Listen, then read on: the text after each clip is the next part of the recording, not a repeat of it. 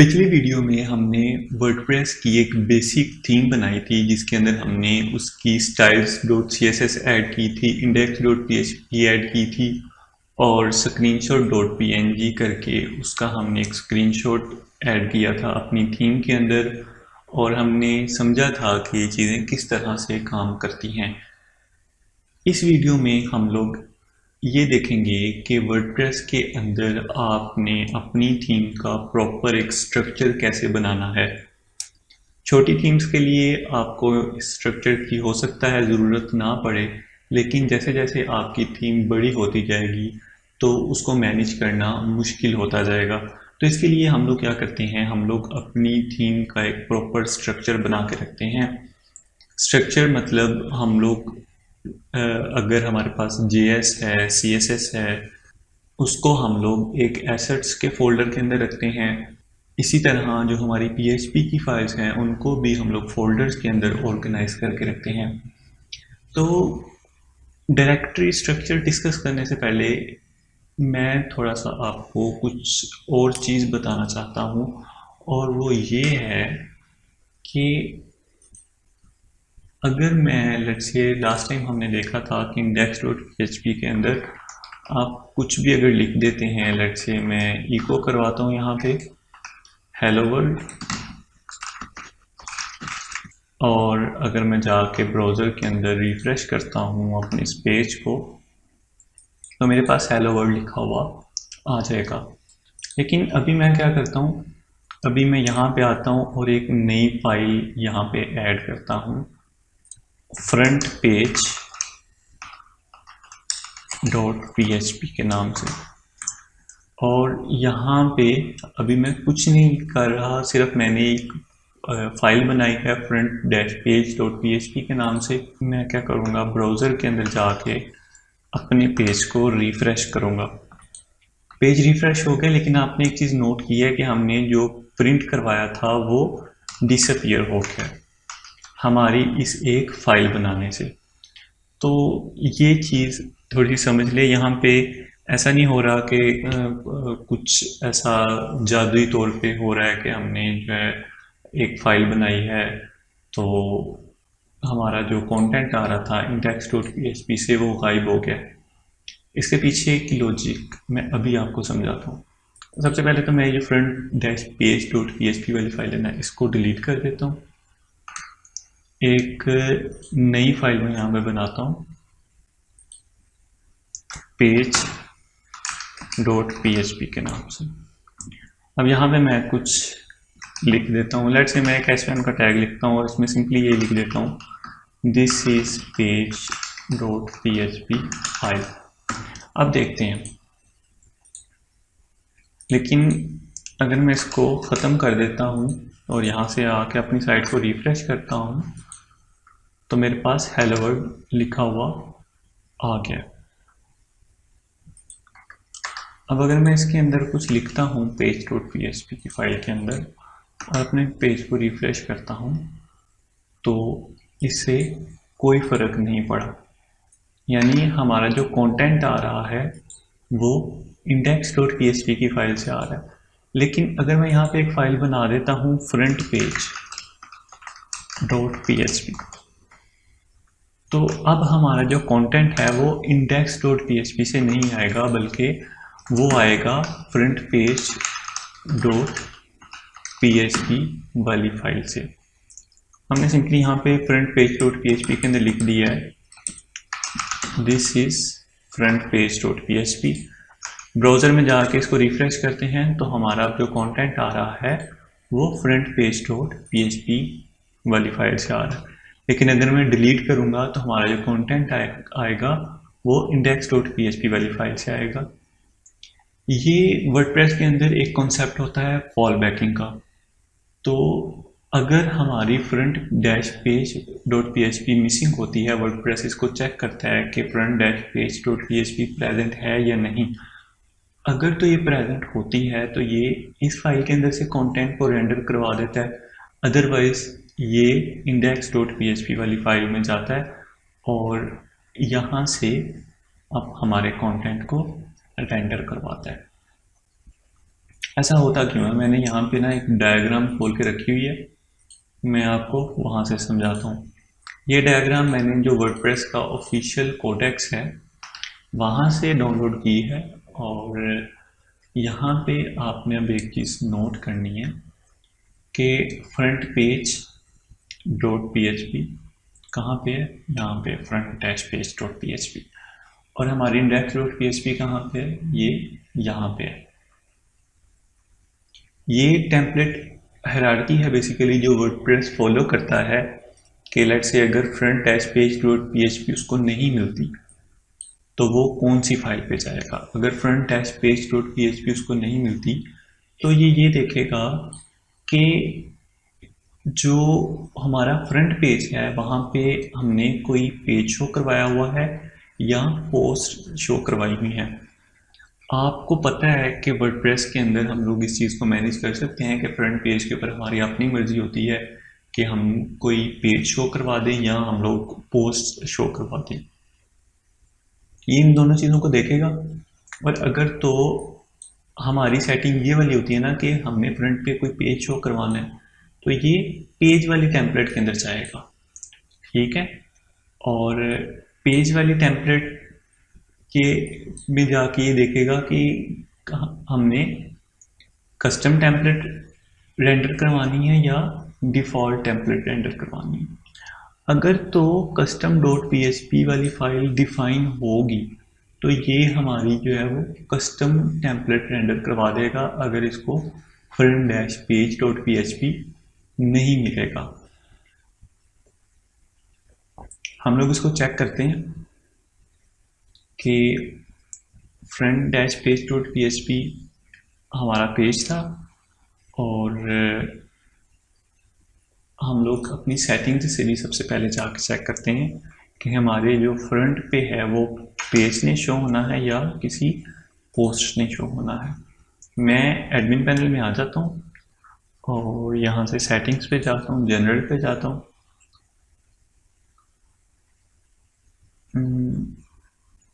Writing पे आते हैं हम लोग, रीडिंग पे जाते हैं। ओके, रीडिंग वाले टैब के अंदर हमारे पास ये ऑप्शन है कि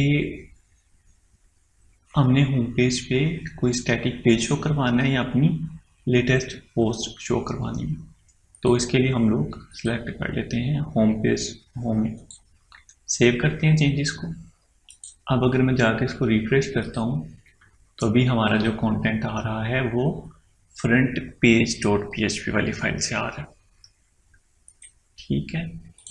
अब अगर मैं इसको डिलीट कर देता हूँ front dash page dot P H P वाली फाइल को, और अब मैं जाता हूँ अपने ब्राउज़र के अंदर और इसको रिफ्रेश करता हूँ तो मेरा जो कंटेंट है वो page dot P H P वाली फाइल से आ रहा है।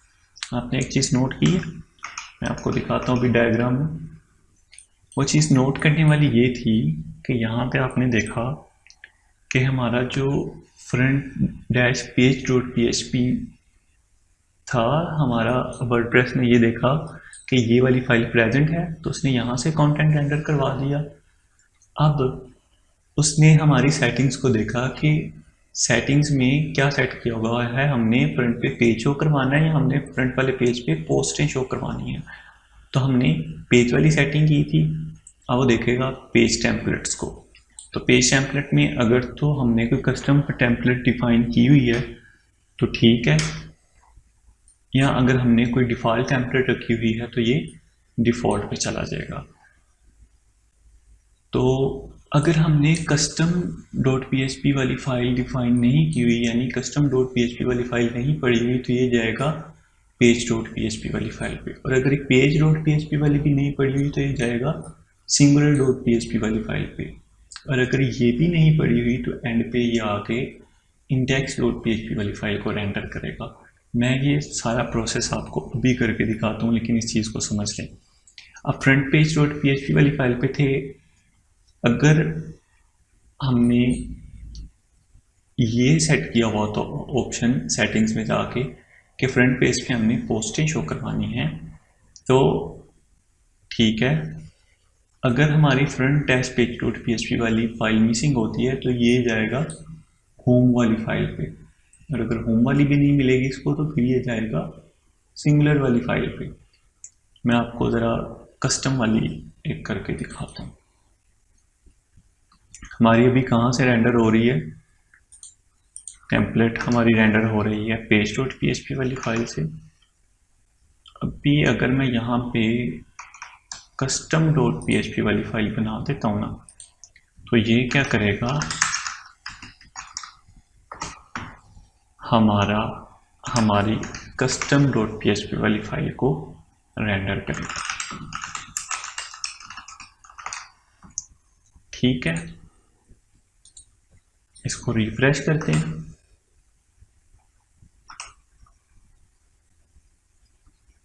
अच्छा, अब इसने कस्टम डॉट पीएचपी वाली फाइल को रेंडर नहीं करवाया। वो इस वजह से नहीं करवाया कि हमने इसका नाम ठीक नहीं लिखा। इसके शुरू में डॉलर लगना है। अब डॉलर का साइन लगाने से भी हमारी कस्टम डॉट पीएचपी ब्राउज़र के अंदर रेंडर नहीं हुई। मैं आपको दिखाता हूँ। ठीक है, इसको रिफ्रेश करेंगे तो हमारे पास पेज डॉट पीएचपी वाली फाइल ही रेंडर हो रही होगी। लेकिन अगर हम लोग अपनी टेम्पलेट हायरार्की में देखते हैं तो टेम्पलेट हायरार्की के अंदर ये लिखा हुआ है कि अगर फ्रंट पेज नहीं मिलेगा तो ये देखेगा कि फ्रंट के पेज के ऊपर पोस्ट शो हो रही है या पेज है। उसके बाद ये पेज टेम्पलेट्स में कस्टम टेम्पलेट ढूंढेगा। अगर तो इसको कस्टम टेम्पलेट मिलेगी तो ठीक है, अदरवाइज ये पेज डॉट पीएचपी पे जाएगा। यहाँ पे कस्टम डॉट पीएचपी के साथ डॉलर का साइन लगा हुआ था तो हमने ये लगा के देखा है, तो हमारा पेज रेंडर नहीं हो रहा। अब होता इस केस के अंदर क्या है, अगर मैं पेजेस के अंदर जाऊं और यहाँ से क्विक एडिट पर क्लिक करूं तो मेरे पास जो स्लग आ रहा है वो यहाँ पे होम आ रहा है। कस्टम डॉट पीएचपी हम लोग बनाते कैसे हैं, हमारा इसको जो नेम देने का तरीका है वो गलत है। हमने क्या करना होता है, अगर हम लोग कोई कस्टम फाइल किसी पेज के लिए बना रहे हैं तो हम लोग लिखते हैं पेज स्लैश, आगे हम लोग उस पेज का स्लग लिखते हैं पेज स्लैश होम। मैंने ये वाली जो फाइल है ये होम पेज के लिए बनाई है और इसका स्लग ये है होम।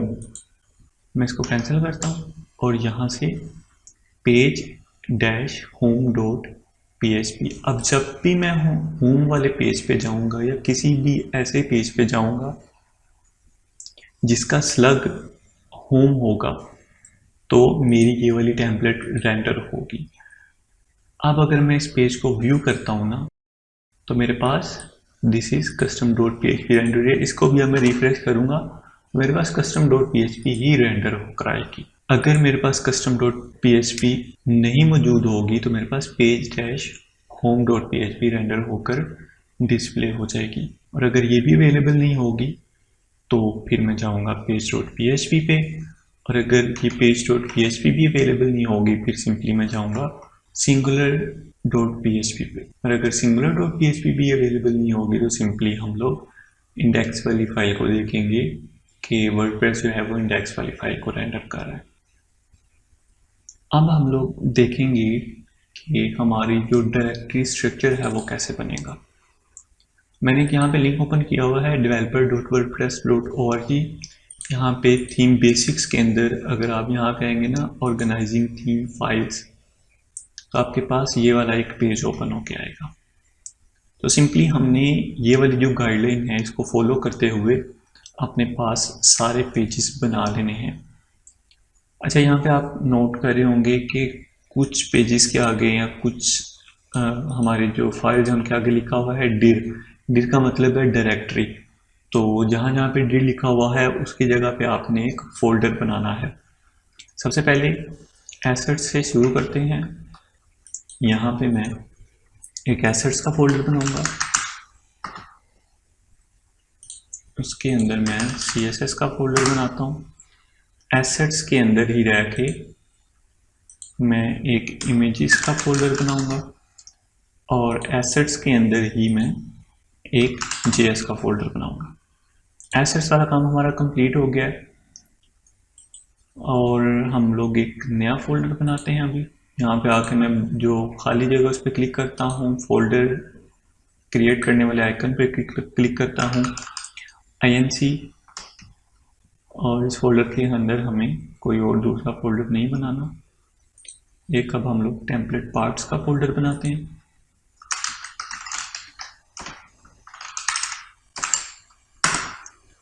टेम्पलेट पार्ट्स के अंदर हम लोग फुटर और इसके अंदर एक हेडर, बाकी भी फोल्डर आप चाहें तो बना सकते हैं, लेकिन फिलहाल के लिए मैं इनको स्किप करके हमारी जो फाइल्स हैं उनकी तरफ आ रहा हूँ। हमारी एक फाइल बनेगी 404.php। अच्छा, इस प्रोसेस को ना मैं अभी फास्ट फॉरवर्ड कर रहा हूँ ताकि आपका टाइम ज़ाया ना हो। आप जल्दी से, जैसे मैं यहाँ पे फाइल्स बना रहा हूँ, ये सारी फाइल्स अपने पास बना लें, फिर हम लोग इनको डिस्कस करते हैं।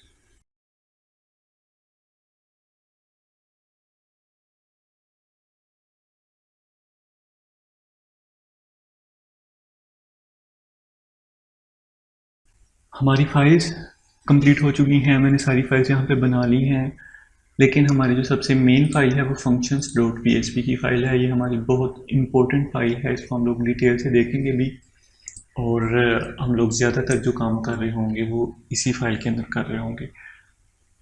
अब मेरी जो बाकी इतनी सारी फाइल्स बनाई हैं, ये अगर आप लोग टेम्पलेट हायरार्की खोलें जो हमने लास्ट टाइम डिस्कस की थी,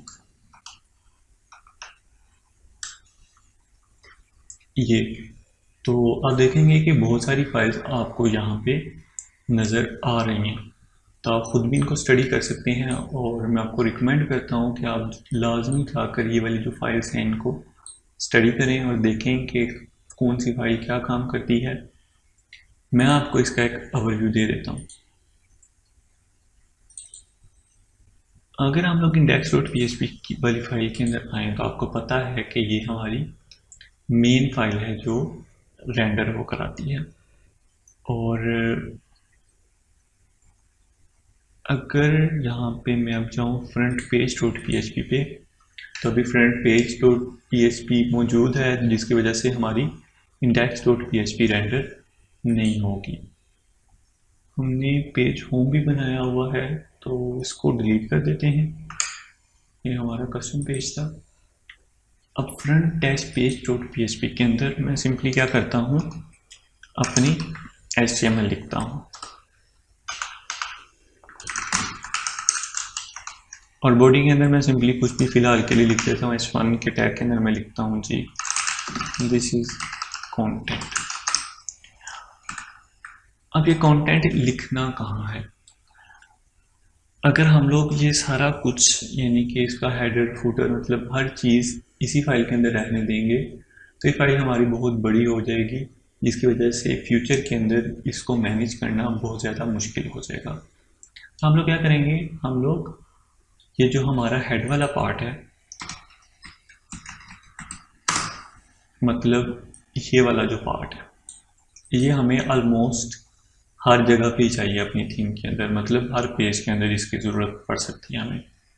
यहाँ से इसको हम लोग कट करते हैं और header.php के अंदर जाके इसको पेस्ट कर देते हैं। अपनी उस वाली फाइल के अंदर वापस आता हूँ मैं। इसका जो फूटर वाला पार्ट है इसको कट करते हैं और footer.php के अंदर जाके इसको पेस्ट कर देते हैं। अब अगर मैं रिफ्रेश करता हूँ अपने पेज को,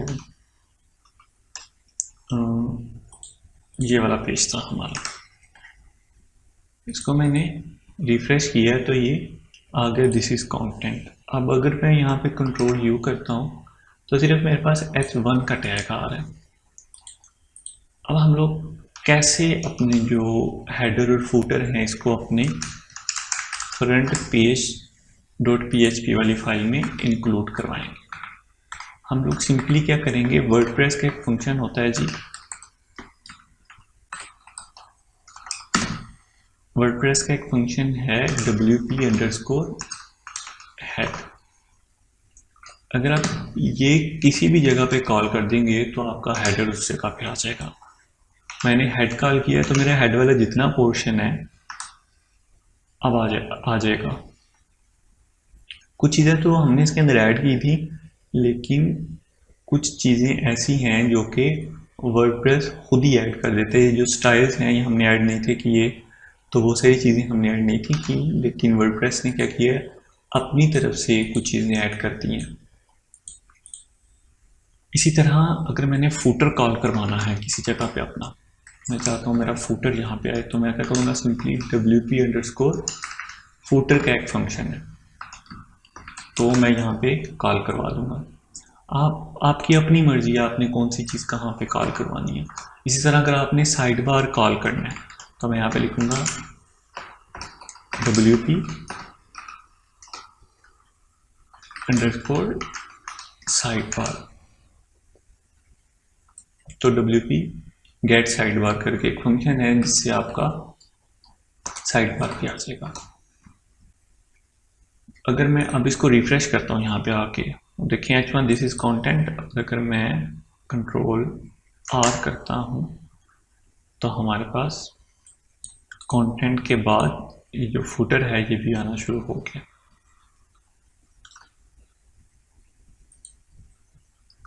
अब अगर आपने पोस्ट प्रिंट करवानी है तो आप कैसे प्रिंट करवाएंगे, इसके लिए वर्डप्रेस का एक बड़ा सिंपल सा फंक्शन होता है, बल्कि आप उसको वर्डप्रेस लूप भी कह सकते हैं। और ये वर्डप्रेस का बड़ा फेमस लूप है जिससे हम लोग अपनी जो पोस्ट वगैरह है वो प्रिंट करवाते हैं। ये सिंपल सा लूप एक दिया हुआ है डॉक्यूमेंटेशन के अंदर। मैं इसी को कॉपी करूंगा,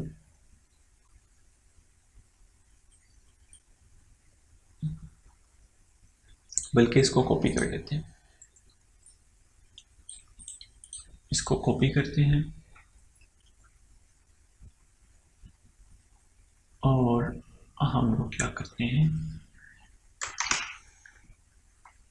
यहाँ पे आके इसको पेस्ट करते हैं। गेट हेडर वाला फंक्शन नहीं चाहिए हमें, get side bar get footer वाला फंक्शन ये भी नहीं चाहिए।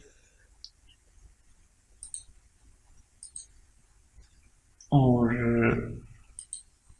ओके, तो अब इसको चला के देखते हैं। F5 प्रेस करते हैं तो हमारा जो कंटेंट है वो आना शुरू हो गया।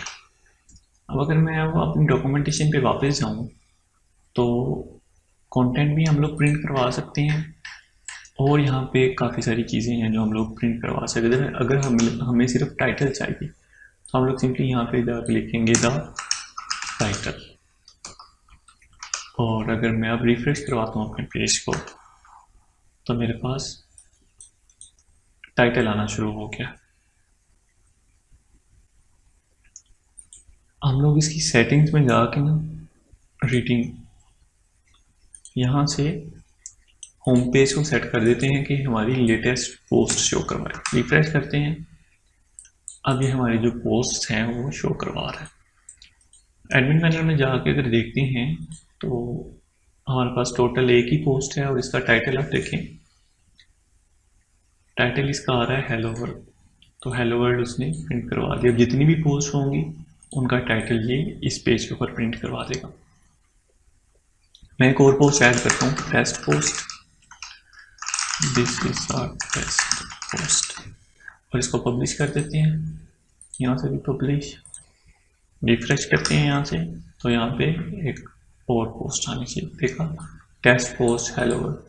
इसकी स्टाइलिंग बड़ी अजीबोगरीब सी हो रही है, हम लोग देखेंगे इसकी स्टाइलिंग कैसे करनी है इसकी, और हम लोग प्रॉपर इसको लेकर चलेंगे।